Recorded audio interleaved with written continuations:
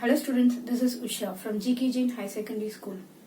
Today we are going to see atomic and nuclear physics in 12th standard physics. In this we are going to see about the electric discharge through gases. Let us move on to the topic. Atomic and nuclear physics part 1. Electric discharge through gases. Gases at normal atmospheric pressure are poor conductor of electricity because they do not have free electron for conduction. But by special arrangement, one can make a gas to conduct electricity.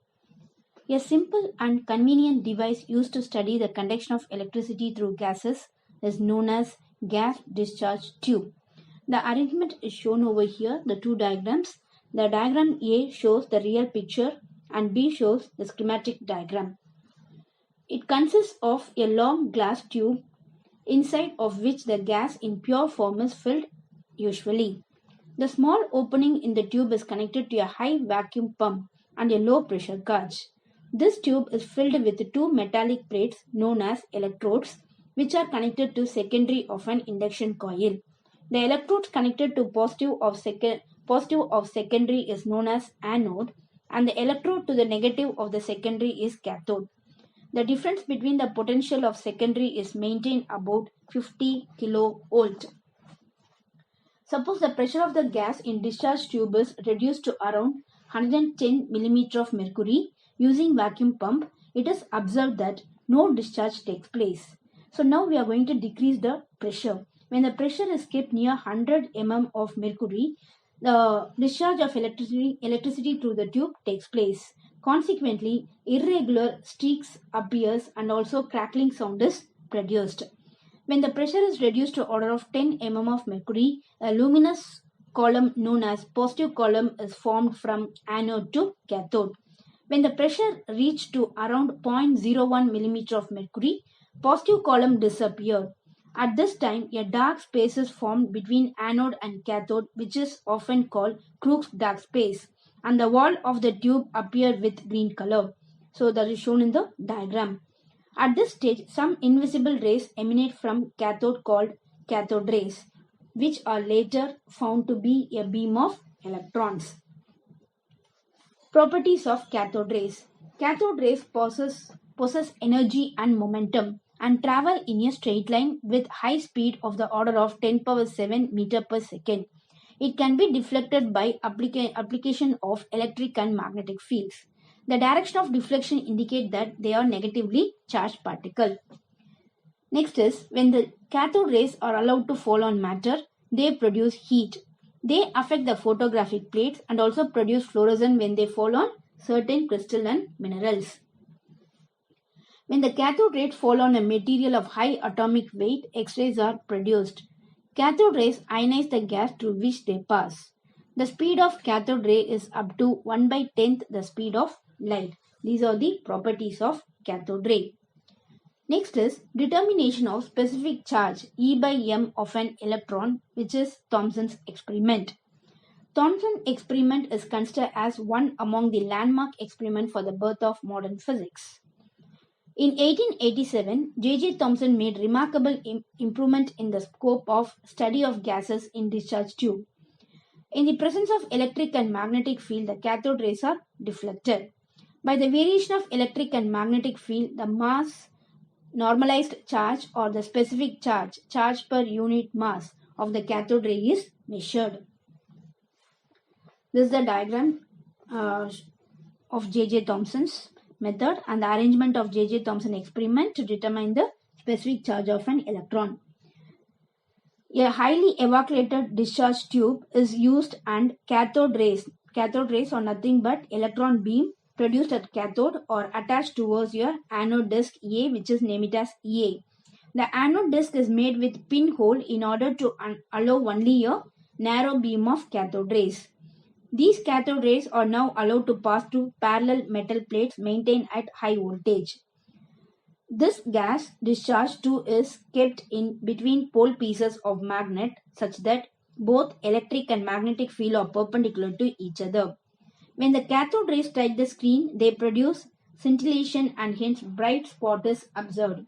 This is achieved by coating the screen with zinc sulfide. The first one we are going to see here is determination of velocity of cathode ray. This is a diagram shown over here. For a fixed electric field between the plates, the magnetic field is adjusted such that the cathode rays strike at the original position O. This means that the magnitude of electric force is balanced by the magnitude of force due to magnetic field. Let E be the charge of the cathode ray. Then, which we have learned in our third unit and your fourth unit, EE is equal to EBV. Cancelling E on both the sides, and V will be equal to E by B. Next is determination of specific charge. Since the cathode rays are accelerated from cathode to anode, the potential energy of the electron beam at the cathode is converted into kinetic energy of the electron beam at the anode. Let V be the potential difference between anode and cathode. Then the potential energy is given as E into V. Then from the law of conservation of energy, EV is equal to the kinetic energy formula half mv square. So bring m to the other side. So E by m is equal to V square by 2V. Now you substitute the value of velocity. We get E by m is equal to 1 by 2V into E square divided by B square. Substituting the value of E, B and V, the specific charge can be determined as E by m is equal to 1.7 into 10 power 11 coulomb per kg. Deflection of charge only due to uniform electric field. When the magnetic field is turned off, the deflection is only due to electric field. The deflection in vertical direction is due to electric force. So you have Fe is equal to E into E. But let m be the mass of the electron, and by applying Newton's second law of motion, acceleration of the electron is Ae is equal to 1 by m into Fe. Substituting Fe value in the above equation, we get Ae is equal to 1 by m into Ee, which is equal to E by m into E.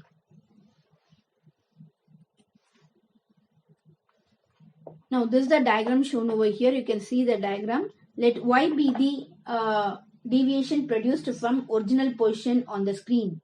Let the initial upward velocity of cathode ray, we take it as u is equal to 0 before entering the parallel electric plates. Let t be the time taken by the cathode rays to travel in the electric field. Let L be the length of one of the plate in the time taken. Then the time taken is given as t is equal to L by V, because we know the formula velocity V is equal to distance by time. When you take the time to the other side, you will get distance by velocity. So we'll get L by V. Hence the deflection y dash of cathode ray is y dash is equal to ut plus half at square. Then the y dash will be equal to ut plus half ae into t square. Substituting for ae, you will get half into E by m into E into L by V the whole square. So you will get y dash is equal to half E by m into L square B square divided by E. Therefore the deflection y on the screen is y is proportional to y dash. To remove the proportionality, introduce a constant c. You will get y is equal to c into y dash, where c is the proportionality constant which depends on the geometry of the discharge tube. Substituting y dash value in equation, we get y is equal to c into 1 by 2 into E by m into L square B square divided by E. Rearranging the equation, will get E by m is equal to 2ye divided by c L square B square. Substituting the value on right hand side, the value of specific charge is calculated as E by m is equal to 1.7 into 10 power 11 coulomb per kg. Next is deflection of charge only due to uniform magnetic field. Suppose that the electric field is switched off, only the magnetic field is switched on. Now the deflection occurs only due to magnetic field. The force experienced by the electron in uniform magnetic field applied perpendicular to the path is Fm is equal to EV into B. Since this force produces the centripetal force, the electron beam undergoes a semicircular path. Therefore, we can equate Fm to centripetal force mv squared by r.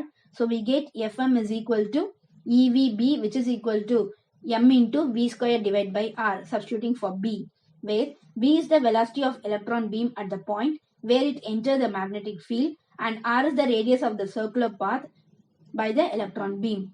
EB is equal to m into V by R, which implies E by m is equal to V divided by BR.